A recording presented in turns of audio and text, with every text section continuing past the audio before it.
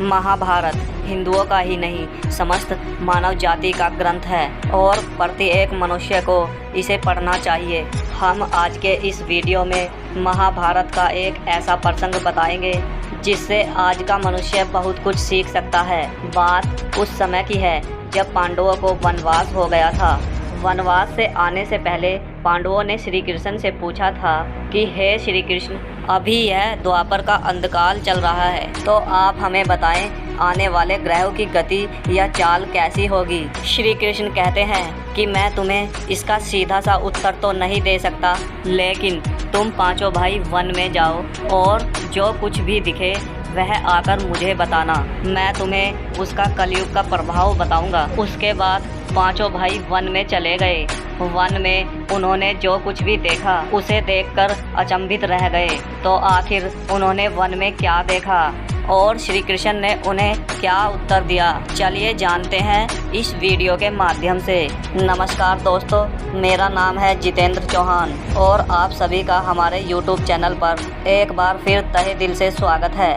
तो दोस्तों, अगर आप सच में भगवान श्री कृष्ण के भक्त हैं तो वीडियो को एक लाइक कर दीजिए और कमेंट में लिख दीजिए जय श्री कृष्ण। सबसे पहले युधिष्ठिर ने उत्तर दिया, मैंने तो पहली बार 2 सूंड वाला हाथी देखा, यह मेरे लिए तो बहुत आश्चर्यजनक था। इसके जवाब में श्री कृष्ण कहते हैं कि कल युग में ऐसे लोगों का ही राज होगा जो दोनों ओर से शोषण करेंगे, बोलेंगे कुछ और करेंगे कुछ और ही, मन में कुछ और होगा और कर्म में कुछ और ही होगा। ऐसे ही लोगों का कलयुग में राज होगा।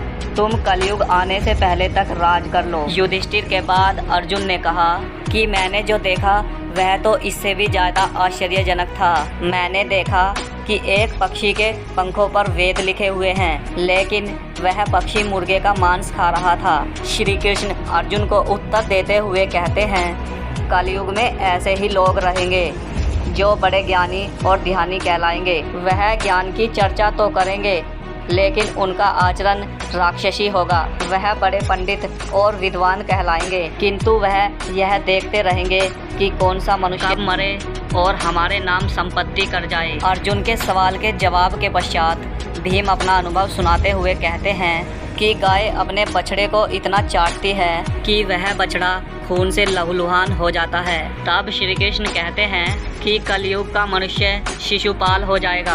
कलयुग में माँ की अपने बच्चे के लिए ममता इतनी बढ़ जाएगी कि उन्हें अपने विकास के लिए अवसर ही नहीं मिलेगा।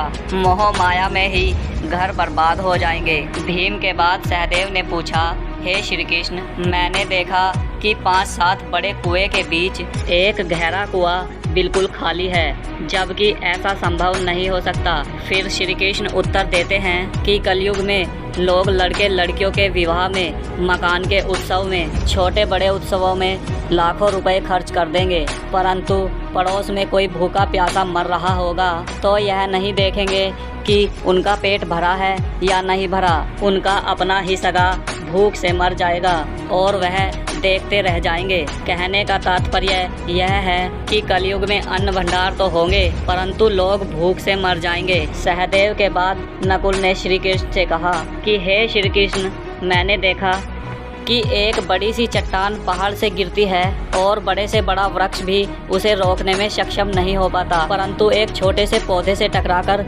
वह रुक जाती है। आखिर ऐसा कैसे हुआ? तब श्री कृष्ण कहते हैं कि कलयुग में मनुष्य की बुद्धि शिथिल हो जाएगी और उसका जीवन पतन हो जाएगा। उस पतन को धन और बड़े से बड़े सत्ता रूपी वृक्ष भी रोकने में सक्षम नहीं होंगे, किंतु हरि नाम का छोटा सा शब्द बोलने से मनुष्य जीवन का पतन रुक जाएगा।